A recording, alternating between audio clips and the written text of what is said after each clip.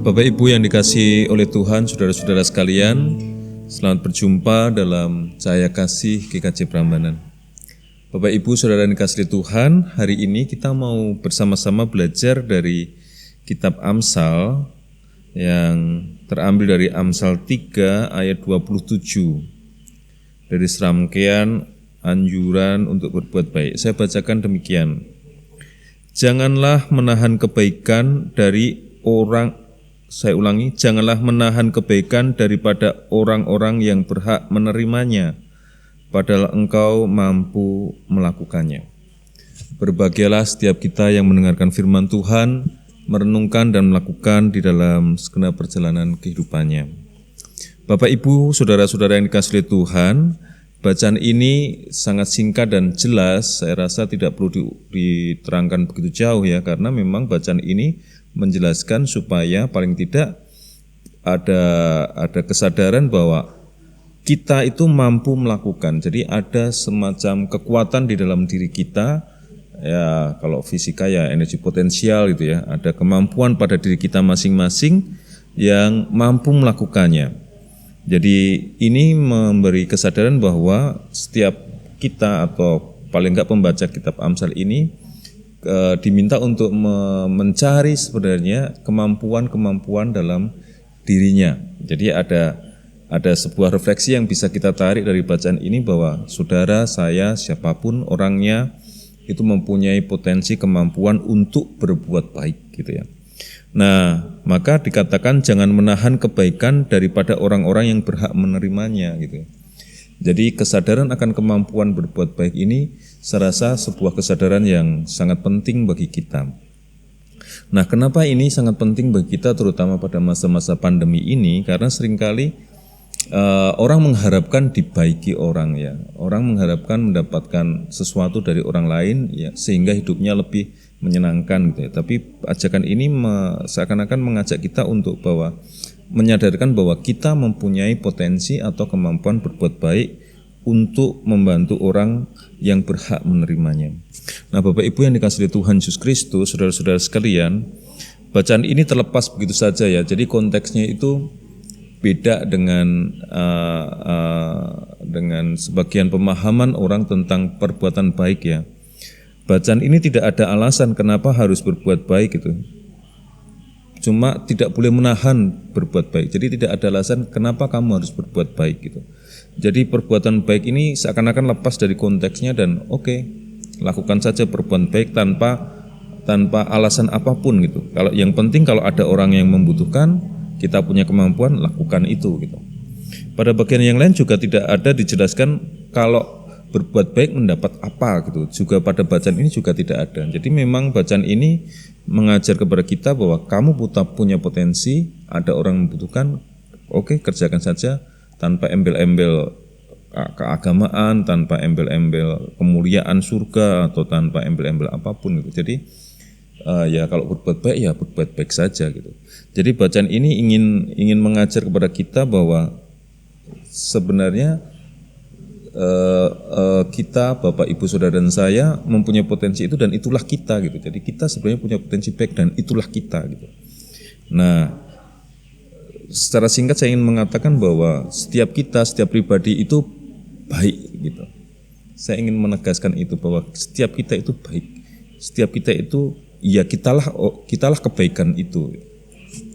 Nah, sikap kesadaran bahwa kitalah kebaikan inilah yang menurut saya yang kemudian menjadi penting untuk direnungkan pada perjalanan kehidupan kita, pada masa-masa kritis, pada masa-masa krisis kehidupan kemanusiaan, atau dalam dunia yang kita tahu seringkali kita mendapatkan berita negatif, kita diingatkan lagi bahwa kita ini sebenarnya baik. Dan kita kerjakan aja yang baik itu. Nah, Bapak Ibu, kenapa ini penting untuk kita renungkan lebih jauh? Karena kesadaran akan kita ini baik itu akan kemudian memampukan kita melihat realita ini kemudian juga baik gitu.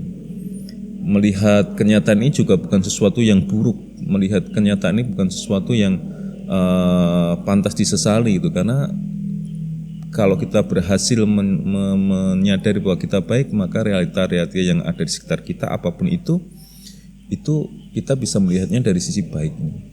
Nah, kebaikan ini berdampak besar karena kebaikan ini akan mendatangkan damai ya. Kebaikan ini akan mendatangkan sukacita ya. Begitu saja sukacita yang tanpa sebab juga ya senang gitu ya, damai, tentram. Nah, Bapak Ibu yang dikasihi Tuhan, kenapa ini kemudian menjadi penting? Karena bukankah itu yang menjadi tujuan kita? Kita beragama, kita bertuhan, kita mengharapkan sebuah situasi yang tenang, damai kan? Jadi rupanya kesadaran hakikat kita baik inilah yang kemudian sangat penting untuk selalu kita sadari. Beberapa waktu lalu kita tahu bahwa sekaligus ini untuk mengenang Bu Tomo ya. Ketika kita mengenang Bu Tomo, Pak Tomo mengatakan setelah Biston, Pak Tomo mengatakan bahwa corona ini bukan musuh dan dia mengajak bahwa kita tidak boleh dendam pada corona yang sudah mengambil kehidupan Bu Tomo gitu ya. Tapi Pak Tomo mengatakan bahwa ini sekolah, ini kampus corona gitu ya. Dan Pak Tomo melihat kematiannya Bu Tomo memang menyedihkan, memang susah ya. Saya tahu Pak Tomo susah sekali, sedih sekali. Tetapi beliau menegaskan bahwa corona ini menjadi sarana Tuhan, jadi bukan dilihat secara buruk dan mengajak anak-anaknya untuk tidak dendam terhadap virus corona ini, tapi belajar mencari hikmah dari situasi yang ada. Jadi Pak Tomo berhasil melihatnya dengan sisi yang baik. Dan akibatnya apa? Akibatnya anak-anak kuat, Pak Tomo kuat, dan kita semua menjadi kuat juga. Nah, Bapak Ibu yang dikasihi Tuhan, ini sesuatu yang kemudian penting untuk kita hayati ya. Kita orang-orang yang sudah pada tataran tinggi itu melihat situasinya ini menjadi baik adanya. Dan kemudian saya teringat pada kitab Kejadian kan. Kitab Kejadian ketika Tuhan selesai menciptakan, Tuhan juga mengatakan bahwa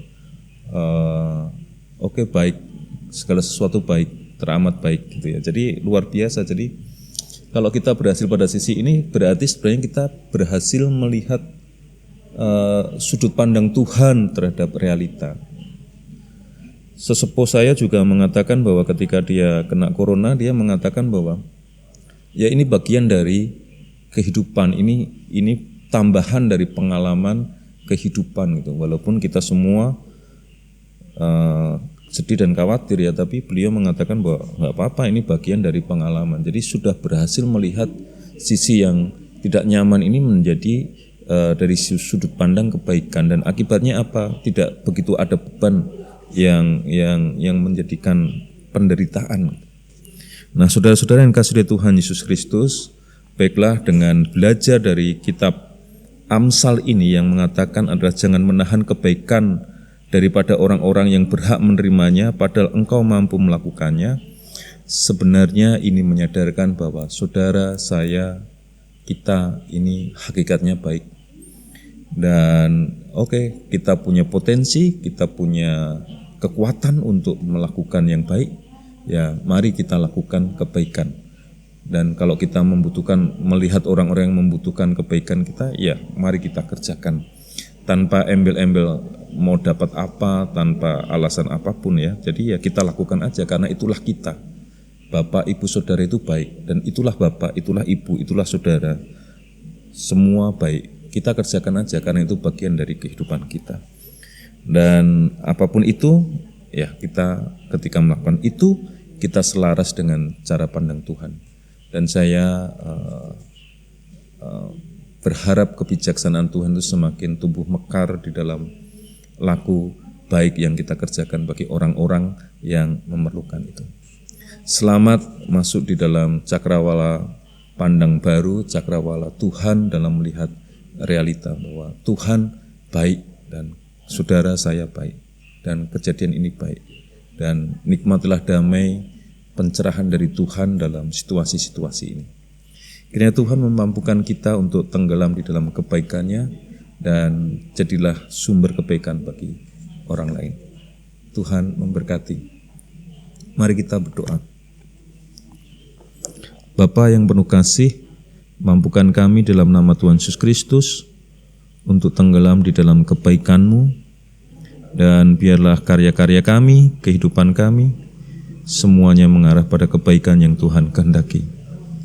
Terima kasih Tuhan untuk kebaikan yang Tuhan berikan kepada kami di dalam nama Tuhan Yesus Kristus.